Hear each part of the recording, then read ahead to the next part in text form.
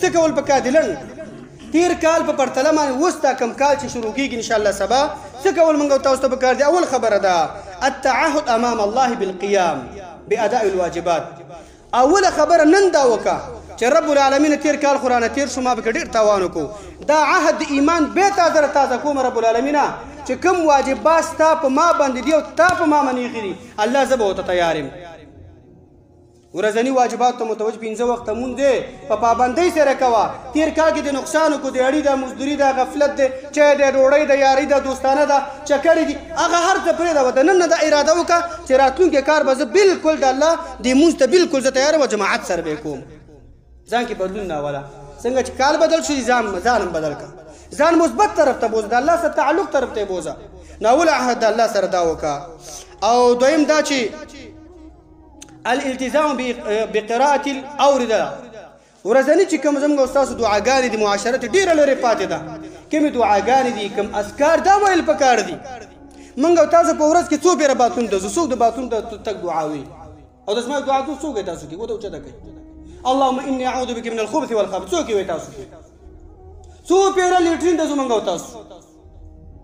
لیټرین هغه ځای چې شیطانانو کور دی اول ته چې څوک بې دعا نه وتو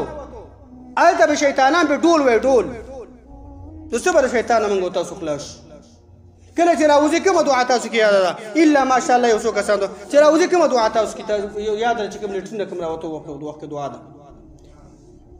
یو څو کسان به وایي که نه دغه شان د کور نه چې وځي څو کومه دعا به وایي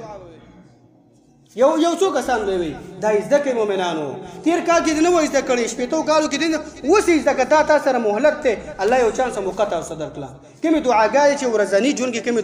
دعاګانې هغه ویل کېږي دا زده کوي دا وخت بې ځایه مه تېروئ او درېیمه خبره پکې دا ده چې کوم د سهار او د ماښام کوم اذکار دا زده کوي والله ژوند به دې قیمتي شي په دې اذکارو باندې زړه ته یو ژوند الله تعالی ورکړي دومره خوشحاله دا زړه چې ته نشم ویلی داسې اذکار شته دی چې د شپې دې ویله د وده کېدو دعاګانې زده کوي چې د شپې دې ویله وده به که چېرته په خوب کې تمر راغی شهید لاړې الله به دې معاف کړي الله به دې وبخي دا کومې دعاګانې چې دي کوم ورځني کوم د سهار او ماښام اذکار دي سبا 2023 کال شروع کېږي نوې ژوند بدل کړه دا ښایسته ښایسته دعاګانې یادې کړه او دا ویې به او بل کار به پکې انشاءالله دا کول پکار دي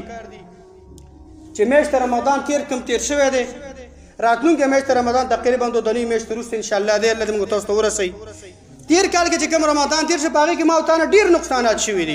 راتلونکي کال کې د الله سره دا وعده وکړه چې میاشت رمضان نه روان دی زه به ورته بالکل د اوس نه تیار یم ترجمې کېږي هغې ته به کښېنم میاشت رمضان به داسې نیسمه تش په خوله د خوراک د بندېدو نه بلکې داسې به یې نیسمه چې زما بدن الله رب العالمین ستا د ټولو ګناهونو به زما بدن بالکل روجوي دا د الله سره عهد د اوس نه وکړه تیر کال کې کوم دغه شان ته کوم نوافل روجې وي د شوال د میاشت 6 روجې هغه چې لکه ټول کال چې روجې د عرفې د ورځې روجه دغه شان ته نورو تا نه نیولې هغه د اوس نه الله سره عهد وکړه هغه به زه نیسم تیاری وکړه که د هغې نه مخکې تا ته مر راغی داسې وګڼه چې لکه تا نیولي او بل دغه شان ته رب العالمین ته دعاګانې ډېرې زیاتې کول تیر کال تیر شو دعاګانې دې نه دي کړي دي کمې دي کړي دي الله ته دعاګانې ډېرې کړه الله دپاره استغفر الله سبحان الله دا ډېر زیات ویوه په دې باندې خپل نوی کال دا شروع کا او بل دا چې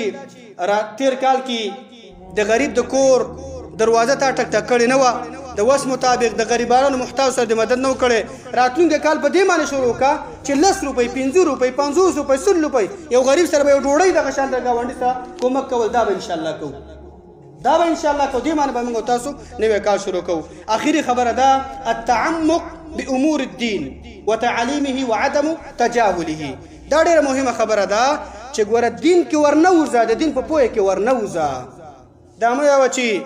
یاره په دې به مې الله معاف کړي صرف مونږ دی والله چې څومره د دین په پوهه کې نوځي هغومره به ستا دین ستا ایمان ستا عقیده ستا تقوا قوي کېږي دا 5 منټه 10 منټه دا ستا څه شی دی څومره کم وخت دی او څومره قیمتي خبرې زما د فایدې لپاره او ستاسو د فایدې لپاره ویل کېږي اوس نه دا وخت ضایع کړو د دې نه بعد دې درس ته کښېنه بل عالم ته کښېنه قاري صاحب ته کښېنه مونږ دې ټکه دغه شان د قرآن دې نیوله قرآن ویوه قرآن دې ویلی د قاري صاحب سره کښېنه تجوید باندې برابر کا یعنې په دین باندې راتلونکی کال دی یو دغه نه وخت دغه نه وروسته چې کوم وخت دی دا د په خپل هغه د دین په تعلق باندې دین په پوهه باندې ښایسته کا ان شاء الله دا خبرې که موږ تاسو ومنل الله تعالی به زموږ تاسو ژوند او دنیا او آخرت ټول ښایسته کړي الله دې موږ تاسو په دې خبرو عمل کولو توفیق راکړي الله تعالی دې راتلونکي کارونه ټول په موږ تاسو باندې په امن او امان کې تیر کړي الله دې موږ تاسو په دینی او دنیوي خوشاله نه راکړي د غمونو دردونو مصیبتونو الله تعالی به موږ تاسو ساتي وصلی الله علی نبینا محمد